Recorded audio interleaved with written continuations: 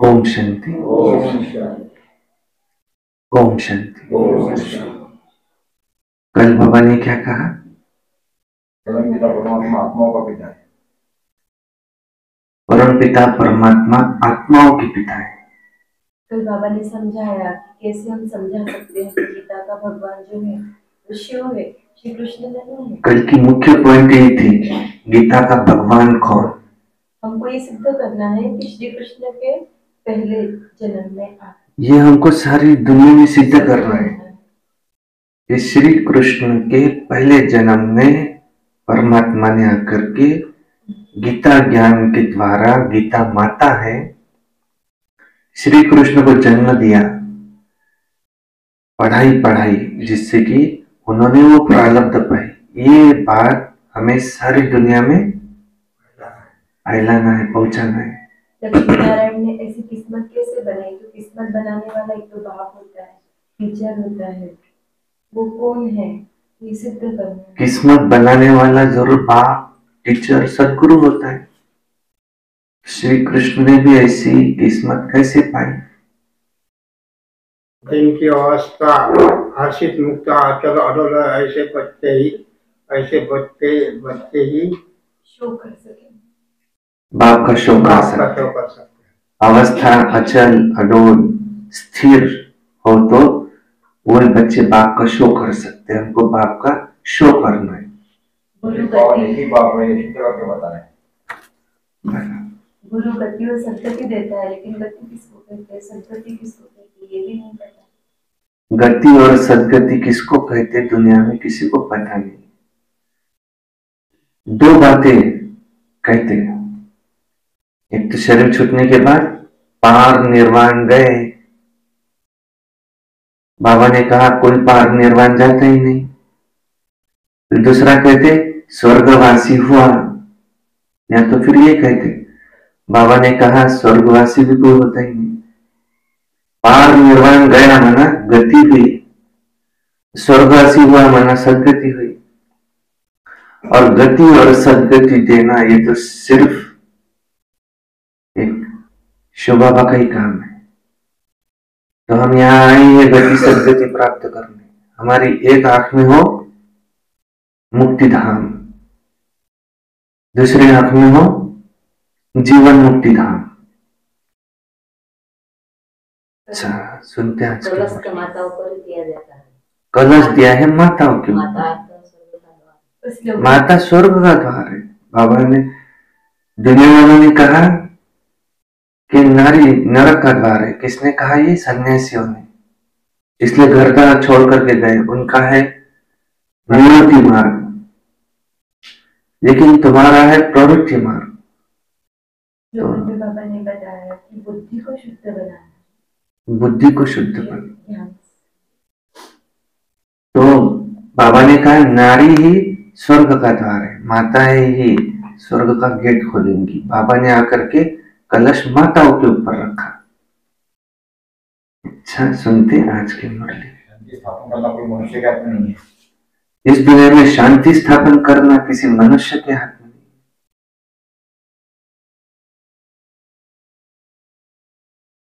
सुनते आज की मुरली। वाणी है आज की 30/11/2023। सारे मुरली का मीठे बच्चे, तुम्हें रूहानी पंडा बन यात्रा करनी है, यात्रा करानी है। याद ही तुम्हारी यात्रा है। तुम कौन हो? यात्री, रूहानी यात्री। अपने आप को आत्मा समझ परमात्मा की याद में मगन रहना, यह है हमारी यात्रा। हमारी यात्रा है परम धाम की। हमें रिटर्न जर्नी करना है, वापस घर जाना है, सेफ जर्नी करना है। तो उसकी हमें अभी से प्रैक्टिस। वो लोग 12 ज्योतिर्लिंग देखने के लिए चाहते, परंतु वो तो परम धाम में है। तो हमें भी शिव के दर्शन करने के लिए बारंबार उस यात्रा पर रहना है। खुद भी ये यात्रा करना है और औरों को भी यात्रा करानी है। याद करते रहो, करते रहो, तो खुशी का पारा चढ़े। उस दिन था अपनी घोट तो नशा चढ़े, खुशी का पारा चढ़े।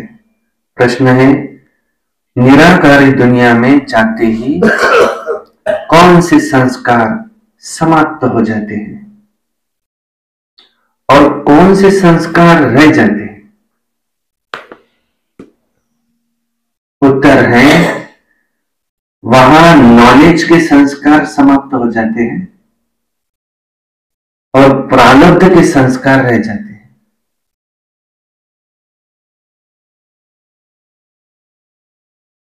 जिन संस्कारों के आधार पर तुम बच्चे सतयुग में प्रारब्ध भोगते हो और वहां फिर पढ़ाई का, पुरुषार्थ का संस्कार नहीं रहता। प्रारब्ध मिल गई, ज्ञान खत्म हो गया। निराकारी दुनिया में कौन से संस्कार समाप्त हो जाते हैं? ज्ञान के संस्कार, नॉलेज के संस्कार, ये पढ़ाई के संस्कार, पुरुषार्थ करना है, ये संस्कार। और कौन से संस्कार रह जाते हैं? प्रारब्ध के संस्कार, ये रह जाते हैं। सतयुग में तुम जिस आधार पर प्रारब्ध भोगते हो। गीत है, रात की राही थक मत जाना, रात के राही थक मत जाना, सुबह की मंजिल दूर नहीं, दूर नहीं, दूर नहीं, थक मत जाना। ओम शांति। देखो कौन कह रहा है, राग के राही थक मत जाना, सुबह की मंजिल दूर नहीं। कौन कह रहा है? यहां सम्मुख शिव भगवान वाच है अपने बच्चों के प्रति। गीता में दिखाते हैं श्री कृष्ण भगवान वाच, परंतु श्री कृष्ण तो उस नाम रूप से यहां सम्मुख हो नहीं सकते। ये तो सम्मुख कहते हैं, निराकार भगवान वाच। श्री कृष्ण वाच कहे तो साकार हो जाते हैं। जो भी वेद शास्त्र आदि सुनाते हैं वो ऐसे नहीं कहेंगे भगवान वाच। क्यों? क्योंकि वो साधु संत महात्मा आदि तो सामने साकार में बैठे हैं। और फिर बाप कहते हैं, हे रूहानी राही। रूहानी बाप जरूर रूह को ही कहेंगे ना कि बच्चे थक मत जाना, सुबह की मंजिल दूर नहीं। यात्रा पर कई थक जाते हैं, फिर वापस भी लौट जाते हैं बीच में से। वो होती है जिस्मानी यात्राएं। भिन्न भिन्न मंदिरों में जिस्मानी तीर्थ यात्रा करने जाते हैं। कोई शिव के मंदिर में जाते हैं तो वहां सब जिस्मानी चित्र रखे हुए हैं भक्ति मार्ग के। ये तो सुप्रीम रूह परम पिता परमात्मा आत्माओं को कहते हैं, हे बच्चे आप मुझ एक बाप के साथ बुद्धियोग लगाओ, और ज्ञान भी देते हैं। तीर्थों पर जाते हैं, वहां तो ब्राह्मण लोग बैठे हैं, कथा कीर्तन करते हैं। तुम्हारी तो एक ही ये कथा है, सत्यनारायण की कथा। इसको कहा जाता है सच्ची सच्ची नर से नारायण बनने की कथा। तुम जानते हो पहले स्वीट होम में हम जाएंगे, पहले जाएंगे स्वीट होम में, और फिर आएंगे विष्णुपुरी में। वो है शिवपुरी, फिर है विष्णुपुरी, सतयुग। इस समय तो तुम हो कहां?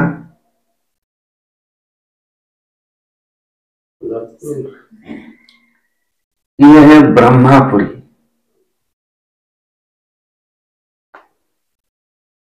ब्रह्मापुरी से ब्रह्मा की एडॉप्टेड संतान ब्रह्मा कुमार ब्रह्मा कुमारी ब्राह्मण ब्रह्मा बाबा के साथ है।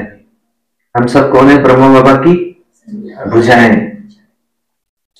ब्रह्मा की 1000 भुजाएं, हजारों भुजाएं। उसमें मुख्य है 16,108, उसमें भी 108 अष्टरत्न। तो यह है ब्रह्मापुरी। इसको पियर घर भी कहा जाता है। तुमको जेवर आदि कुछ नहीं है इस समय, क्योंकि तुम पियर घर में हो। तुम जानते हो ससुर घर में हमको अपार सुख मिलते हैं। सतयुग है ससुर घर। यहां कलयुगी ससुर घर में तो अपार दुख है। तुमको तो जाना है उस पार सुखधाम में। तुम यहां से ट्रांसफर होते हो। बाप सभी को कैसे ले जाएंगे? नैनों पर बिठाए ले जाते हैं। दिखाते हैं ना, श्री कृष्ण का बाप उनको टोकरी में बिठाकर उस पार ले गया। तो ये बेहद का बाप तुम बच्चों को भी ऐसे ही उस पार ससुर घर ले जाते हैं। पहले अपने निराकारी घर में ले जाएंगे और फिर ससुर घर में भेज देंगे, जिसको सतयुग कहा जाता है। तो वहां ये सब पियर घर, ससुर घर, ये सब बातें भूल जाएंगे। वहां कौन से संस्कार है? प्रारब्ध की। यहाँ कौन से संस्कार है? ज्ञान की। जब यहां से परम धाम जाएंगे तो ज्ञान के संस्कार, पढ़ाई के संस्कार, प्रसाद के संस्कार खत्म हो जाएंगे। यह है निराकारी, वह है निराकारी पियर घर, और वहां ये नॉलेज भूल जाती है, वो भी पियर घर, निराकारी पियर घर। वहां ये नॉलेज भूल जाती है, नॉलेज के संस्कार ही निकल जाते हैं, बाकी प्रारब्ध के संस्कार रह जाते हैं। फिर तुम बच्चों को प्रारब्ध ही ध्यान में रहती है, प्रारब्ध अनुसार फिर जाकर के सुख के जन्म लेंगे। तुमको जाना है सुखधाम। प्रारब्ध मिल गई, फिर ज्ञान खत्म। तुम जानते हो प्रारब्ध में हमारी फिर वो एक्ट चलेंगी प्रारब्ध की। तुम्हारे संस्कार ही प्रारब्ध के हो जाएंगे। अभी है पुरुषार्थ के संस्कार। ऐसे नहीं कि पुरुषार्थ और प्रारब्ध दोनों के संस्कार वहां रहेंगे, नहीं, वहां ये ज्ञान नहीं रहता। तो ये तुम्हारी है रूहानी यात्रा। इस समय है हमारी रूहानी यात्रा। तुम्हारा चीफ पंडा है पाप।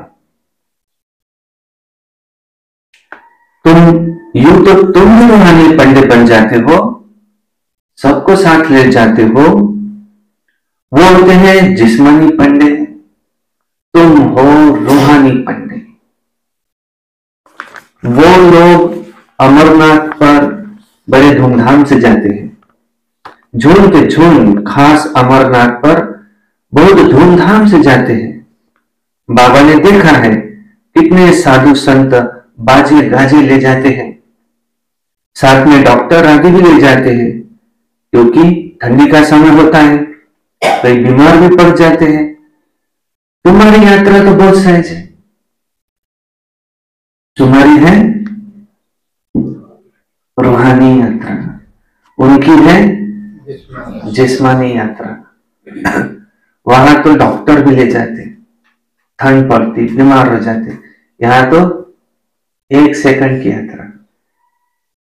परम धाम में गए, बाबा के पास जाकर बैठ गए। कभी भी चाहे सूक्ष्म में गए, ब्रह्मा बाबा के साथ जाकर के बैठ गए। तुम हो रूहानी यात्री। ये यात्रा चलते फिरते, उठते बैठते, खाते पीते, सोते जागते कभी भी कर सकते। हाथ काटे दिल याद। हाथों से पहले काम करो, दिल सदा एक बात में लगा रहे। चाहे अपनाओ चाहे ठुकराओ, लेकिन तेरा धर्म नहीं छोड़ेंगे। तेरे फूलों से भी प्यार, तेरे कांटों से भी प्यार। No complaint. प्रश्न चित्त नहीं, प्रसन्न चित्त। सारे प्रश्न खलास। एक बिंदी लगाओ, मैं आत्मा बिंदी, मेरा बाप मुझे आत्मा के पिता भी बिंदी, जो कुछ हुआ ड्रामा बिंदी। ड्रामा कैसा है? कल्याणकारी। शिव बाबा भी कल्याणकारी, संगम युग और ही कल्याणकारी। जो हुआ वो अच्छा, जो हो रहा है अच्छा, जो होगा और अच्छे से अच्छा। मुझे कौन सा कर्म करना है? सिर्फ याद याद याद।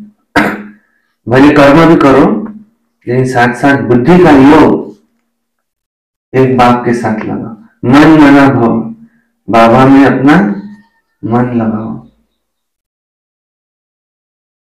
बच्चे याद करते हैं, याद से सबसे पहले तो क्या होता? विकर्म नष्ट होते हैं और याद से सद्गति भी मिलेंगी, आत्मा पावन बनेंगी। और सबसे पहले तो याद से खुशी का पारा चढ़ता है। अतीन्द्रिय सुख पूछना हो तो गोपियों से पूछो। ईश्वर की याद में जो सुख है, ये गोप गोपियों से पूछो, अतीन्द्रिय सुख, खुशी का पारा चढ़ता है। साथ में औरों को भी इस यात्रा पर ले जाना है। ये यात्रा एक ही बार होती है संगम पर। सारे कल्प में तो जिस्मानी यात्राएं करेंगे, जहां तहां जाएंगे। यह है तुम्हारी रूहानी यात्रा, अंदर की यात्रा। वो जिस्मानी यात्रा है तो भक्ति मार्ग से शुरू होती है। वह भी कोई शुरुआत में नहीं होती। ऐसे नहीं कि फट से मंदिर, फट से चित्र आदि बन जाते, नहीं। आहिस्ते आहिस्ते फिर बाद में बनते हैं। पहले पहले शिव का मंदिर बनेगा। सबसे पहले भक्ति शुरू की, हे भगवान, तो साक्षात्कार किसका होगा? भगवान का। शिवलिंग, ज्योतिर्बिंदु, बड़ा सारा शिवलिंग बना है। इतना बड़ा तो है नहीं, पूजा करने के लिए बड़ा बनाकर उसकी पूजा शुरू होती। इसको कहा जाता है अव्यभिचारी भक्ति, एक शिव की भक्ति। वो भी पहले घर में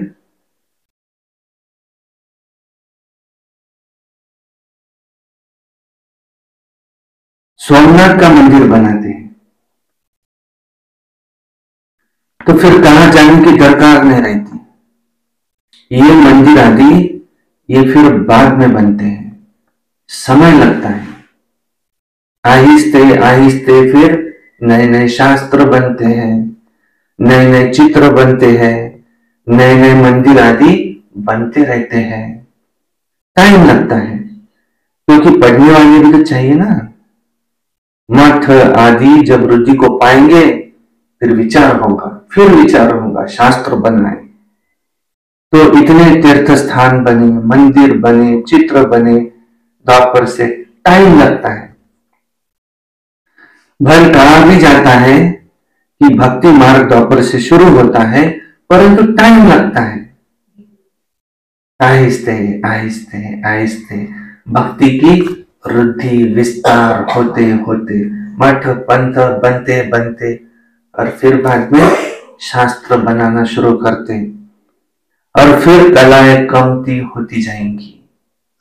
पहले अव्यभिचारी भक्ति एक शिव की, फिर आहिस्ते आहिस्ते व्यभिचारी, जो पहले वो करके गए देवी देवताएं। हम सो हम, आप ही पूजन आप ही पुजारी। वो व्यभिचारी भक्ति शुरू हो जाती। ये सब बातें अच्छी रीति चित्रों पर सिद्ध कर बताई जाती है, 7 डेज कोर्स में बताई जाती है। समझाने वाले की बुद्धि में यही चलता रहेगा कि हम भी ऐसे ऐसे चित्र बनवाए, ये समझाए। अब सबकी बुद्धि तो नहीं चलेंगी, नंबरवार है।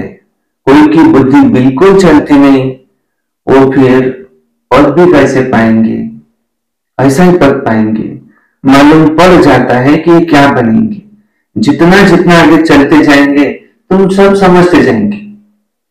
जब लड़ाई आगे लगेंगी प्रैक्टिकल में सब देखेंगे, और फिर बहुत पछताएंगे। उस समय पढ़ाई हो नहीं सकेंगी, लड़ाई के समय फिर त्राही त्राही होती रहेंगी, सुन नहीं सकेंगे, पता नहीं क्या हो जाएगा। देखो पार्टीशन हुआ तो क्या हो गया, देखा ना। तो ये विनाश का समय बहुत कड़ा है। हाँ, बाकी साक्षात्कार आदि बहुत होंगे, जिसमें जान जाएंगे कि ये कितना पढ़ा है। और फिर 2 लाइन लगेंगी। एक होंगी प्राप्तियों वालों की, वाह बाबा वाह। एक होंगी पश्चाताप वालों की, खून के आंसू रोएंगे, बहुत पछताएंगे। साक्षात्कार भी होंगे, देखो तुमने पढ़ाई छोड़ी तब तुम्हारा ये हाल हुआ। धर्मराज साक्षात्कार कराने सिवाय सजा भी कैसे देंगे? सब साक्षात्कार कराएंगे, और फिर उस समय कुछ नहीं कर सकेंगे। कहेंगे हाय मेरी तकदीर, तकदीर का समय समाप्त हो गया। तो बाप कहते हैं क्यों नहीं अभी पुरुषार्थ करते, सर्विस से ही तो बाबा के दिल पर चढ़ेंगे। बाप कहेंगे ये बच्चे अच्छी सर्विस करते हैं, मिलिट्री का कोई मरता है तो उसके मित्र संबंधी आदि को इनाम देते हैं। यहां तुमको इनाम देने वाला स्वयं बेहद का बाप है। बाप से भविष्य 21 जन्मों के लिए इनाम मिलता है। ये तो हर एक को अपने दिल पर हाथ रख के पूछना है कि मैं कितना पढ़ता हूं। धारणा नहीं होंगी तो गोया तकदीर भी नहीं है। कहेंगे कर्म ऐसे फूटे हुए हैं, बहुत खराब कर्म करने वाले कुछ ज्ञान उठा नहीं सकते। बाप समझाते मीठे बच्चे, तुम्हें इस रूहानी यात्रा पर अपने साथियों को भी ले जाना है। तुम्हारा यह फर्ज है ये यात्रा की बात हर एक को बताना। बोलो कि हमारी है रूहानी यात्रा, वो होती है जिस्मानी यात्रा। दिखाते हैं रंगून की तरफ एक छमछम तालाब है जहां स्नान करने से परी बन जाते हैं, लेकिन वो परी आदि तो बनती नहीं। तो कौन सा वो तालाब जिसमें स्नान करने से परी बनते? तो यह है ज्ञान स्नान करने की बात, जिससे फिर तुम बहिष्ठ की बीबी बन जाते हो, मनोपरी बन जाते हो, और ज्ञान योग बल से वैकुंठ में आना जाना तो तुम्हारे लिए जैसे कॉमन बात है। और भी तुमको रोका जाता है कि घड़ी घड़ी ध्यान में नहीं जाओ। ध्यान दीदार करना ये भी एक माया है, टाइम पास है, इससे कोई विकर विनाश होते नहीं। तो आदत पड़ जाती है। तो ये ज्ञान मानसरोवर है। परम पिता परमात्मा ही आकर के इस मनुष्य तन द्वारा तुमको ज्ञान सुनाते हैं। इसलिए इसको मान सरोवर कहा जाता है। मान सरोवर अक्षर सागर से निकला है। ज्ञान सागर में ज्ञान स्नान करना तो बहुत अच्छा है। बहिष्ठ की बीबी को महारानी कहा जाता है ना। बाप कहेंगे तुम भी बहिष्ठ के मालिक बनो। बाबा का बच्चों पर लव रहता है, हर एक पर रहम पड़ता है, साधुओं पर भी बाबा को रहम आता है। ये तो गीता में लिखा हुआ है कि साधुओं का भी उद्धार मैं ही करता हूं। तो उद्धार होता है ज्ञान और योग से। तुम बच्चों में समझाने की बड़ी बुद्धि चाहिए। बोलो तुम और सब कुछ तो जानते हो, लेकिन तुम क्या जानते हो? तुम छाछ जानते हो, बाकी मक्खन नहीं जानते। मक्खन खिलाने वाले को तुम नहीं जानते। भक्ति मार्ग क्या है? बाबा ने कल कहा था छाछ। और ये ज्ञान मार्ग क्या है? मक्खन। सन्यासियों को समझाओ, तुम क्या जानते हो? छाछ। तुम मक्खन खिलाने वाले बाप को नहीं जानते। बाप कितना अच्छी रीति समझाते, परंतु किसकी बुद्धि में बैठता नहीं। किसी की तो बुद्धि में बैठे ना। बाप को जानने से मनुष्य हीरे जैसा बनते हैं, न जानने से कौड़ी जैसा बनते, बिल्कुल पतित बनते। बाप को जानने से पावन बनते। पति दुनिया में कोई पावन हो नहीं सकता। तो जो महारथी बच्चे हैं वो अच्छी रीति समझा सकेंगे। कितने ढेर ब्रह्मा कुमार कुमारियां हैं। प्रजापिता ब्रह्मा भी नाम मशहूर है। प्रजापिता ब्रह्मा के ये मुखवंशावली है ब्राह्मण। ब्रह्मा को 100 भुजा 1000 भुजाएं दिखाते हैं, तो ये भी समझाया गया है इतनी भुजाएं हो नहीं सकती। बाकी ब्रह्मा तो बहुत बछड़े वाला है ना, ब्रह्मा फिर किसका बच्चा? ये भुजाएं क्या है? ब्रह्मा के बच्चे, बहुत बछड़े वाला है। हम सब कौन है? ब्रह्मा की संतान ब्राह्मण, ब्रह्मा कुमार ब्रह्मा कुमारियां। फिर ब्रह्मा किसका बच्चा? इनका तो कोई बाप होगा ना, तो ब्रह्मा है शिव बाबा का बच्चा। ये है ब्रह्मा बाबा, ब्रह्मा बाबा है शिव बाबा का बच्चा। उनका और कोई बाप हो नहीं सकता। मनुष्य तो कोई हो ही नहीं सकता। ब्रह्मा विष्णु शंकर गाए जाते हैं सूक्ष्म वतन के, वो तो यहां आ नहीं सकते। प्रजापिता ब्रह्मा तो जरूर यहां होगा ना, सूक्ष्म वतन में तो प्रजा नहीं रचेंगे। तो परमपिता परमात्मा आकर के इस ब्रह्मा मुख के द्वारा क्या रचते? शक्ति सेना। हम सब कौन है? शिव शक्ति सेना, शिव शक्ति पांडव सेना। पहले पहले ब्रह्मा मुख द्वारा शक्ति सेना रचते हैं। पहले पहले परिचय देना है, हम है ब्रह्मा मुख वंशावली। तुम भी ब्रह्मा के बच्चे हो। प्रजापिता ब्रह्मा सबका बाप है।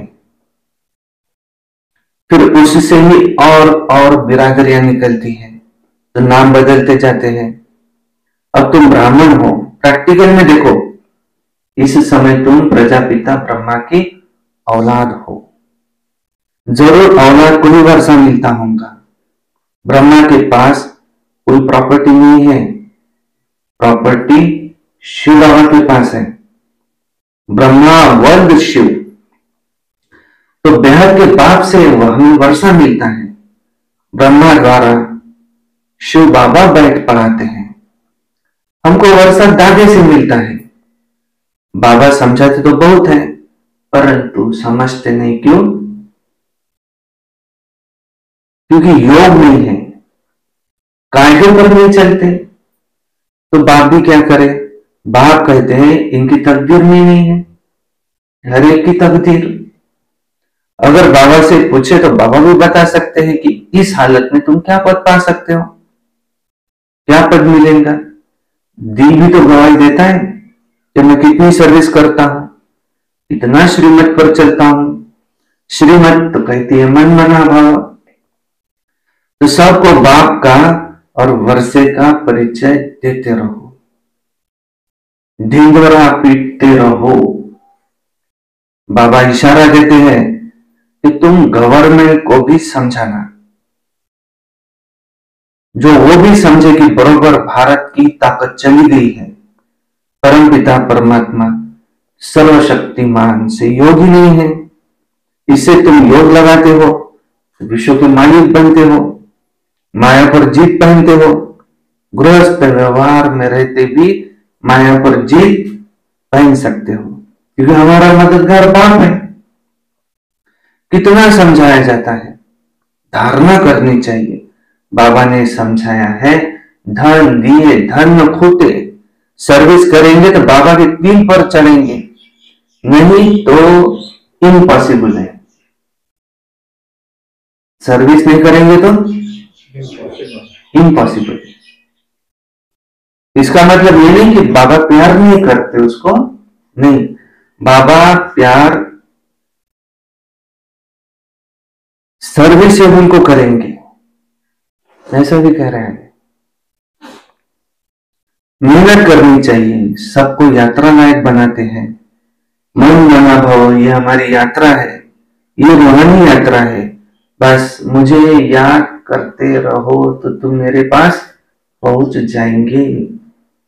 शिवपुरी में आकर फिर विष्णुपुरी में चले जाएंगे। ये बातें सिर्फ तुम बच्चे ही जानते हो, कोई और मन मना वो का अर्थ ही नहीं समझते। पढ़ते हो तो बहुत है, बाप महामंत्र देते हैं कि तुम सिर्फ मुझे याद करो तो तुम विक्रमाजीत बन जाएंगे। अच्छा, मीठे मीठे सिकिलधे बच्चों प्रति माता पिता बाप दादा का याद प्यार और गुड मॉर्निंग।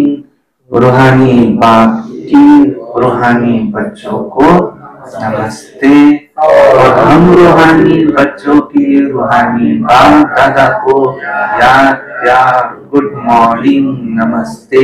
सदा रहो हंसते, कम बोलो, धीरे बोलो, मीठा बोलो, सत्य बोलो और सोच समझ कर ही बोलो।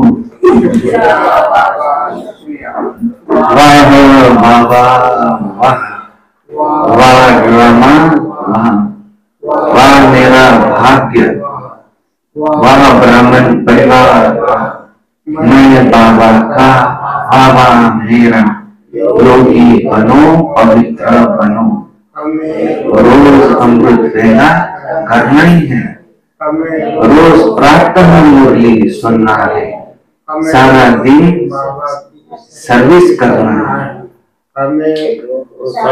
6:30 से 7:30 योग करना ही है, और रात्रि को सोने से पहले चार्ट लिख करके सोना है। हमें किसी से क्रोध तो करना ही नहीं है। और पीछे ब्रह्मा भोजन बनाकर बाबा की संपूर्ण फोटो के आगे भोग लगाकर हॉल में दीदियों का समर्पित बहनों का धूमधाम से प्रोग्राम लेकर ब्रह्मा भोजन के लिए सरस्वती भवन में उनको उस समय भेज देंगे, आज से 6 महीने के बाद। आज बाबा ने क्या कहा? रूहानी बाप रो को समझाते हैं, बच्चे समझ जाएंगे।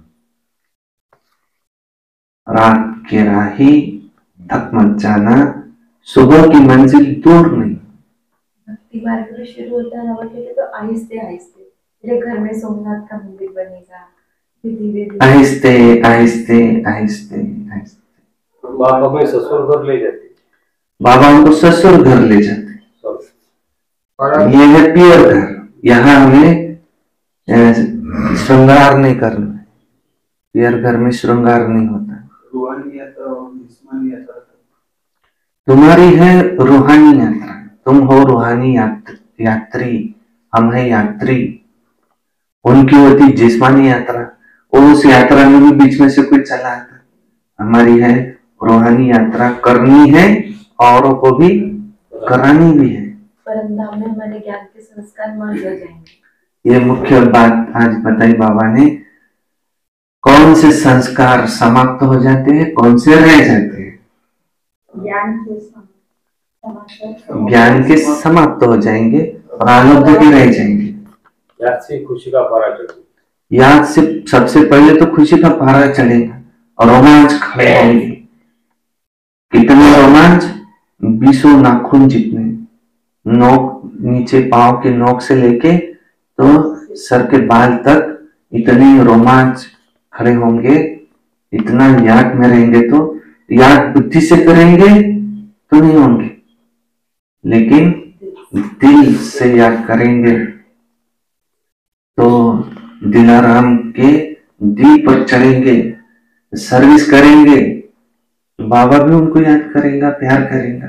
वैसे तो बाबा सबको प्यार करते हैं, परंतु जो सर्विसेबल बच्चे हैं उनको तो जरूर प्यार करेंगे।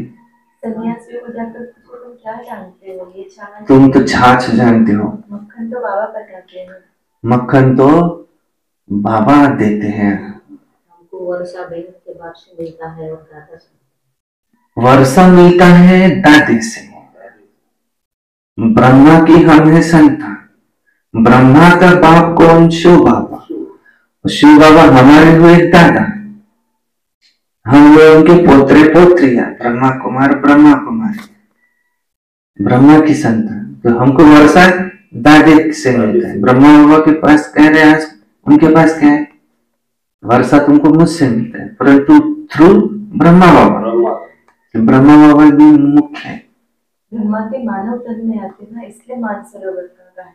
ब्रह्मा बाबा के मानव तन में आते इसलिए कहा है मानसरोवर।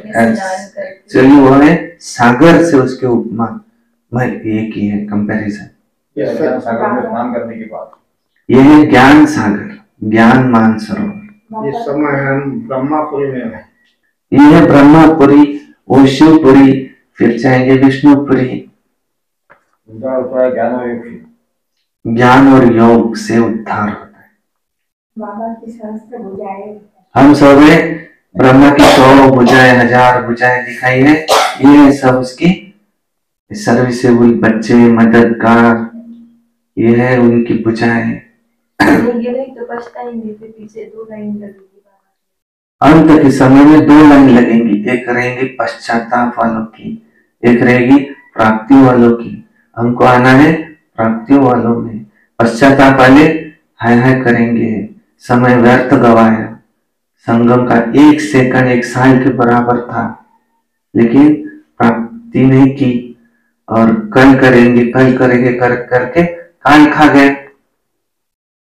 तो ऐसे नहीं, एक रहेंगे प्राप्ति वालों की, वो कहेंगे वाह वाह वाह वाह।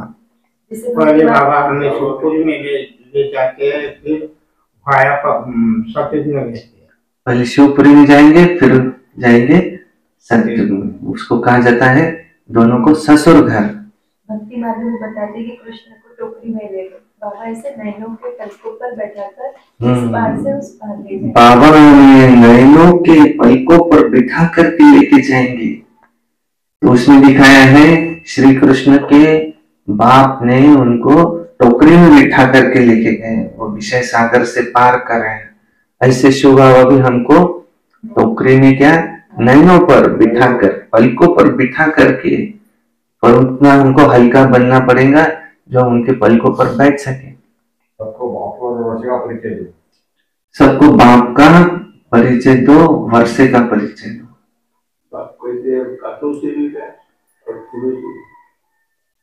हम कहते हैं बाबा को कि कोई परिस्थिति आए लेकिन हम डगमगाएंगे नहीं, इसलिए वो गीत है ऐसा। अच्छा, धारणा के लिए मुख्य सार है। बाबा बता रहे हैं हमको क्या करना है क्या नहीं करना है, उसको धारणा कहा जाता है। ज्ञान स्नान करना है,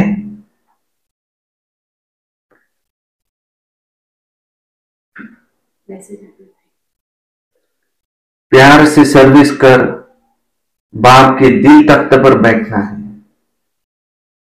ज्ञान स्नान करना है, प्यार से सर्विस कर बाप के दिल तख्त पर बैठना है। पुरुषार्थ के समय में अलबेला नहीं बनना है। 2 नंबर है, बाप की पलकों पर बैठ कलयुगी दुखधाम से सुखधाम में चलना है, इसलिए अपना सब कुछ ट्रांसफर कर देना है। वरदान, जीवन में दिव्य गुणों के फूलों की फुलवाड़ी द्वारा खुशहाली का अनुभव करने वाले एवर हैप्पी भव। जीवन में दिव्य गुणों के फूलों की फुलवाड़ी द्वारा खुशहाली का अनुभव करने वाले एवर हैप्पी भव। सदा खुशहाल अर्थात भरपूर संपन्न। पहले कांटों के जंगल में जीवन थी, अभी फूलों की खुशहाली में आ गए।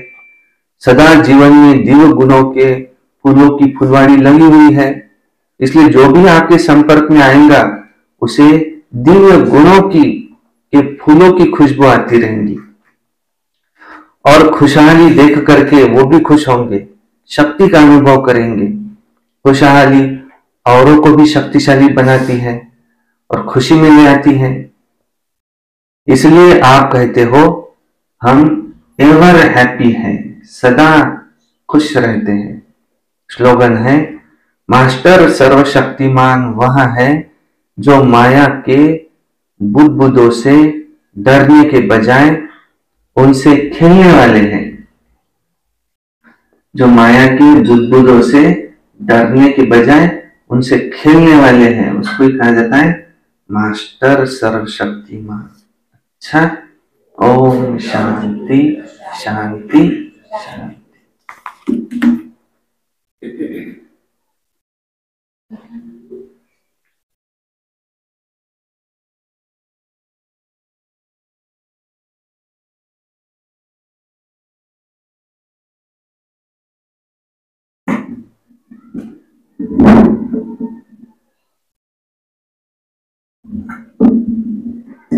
आज सदगुरुवार है, बाबा को भोग लगेगा।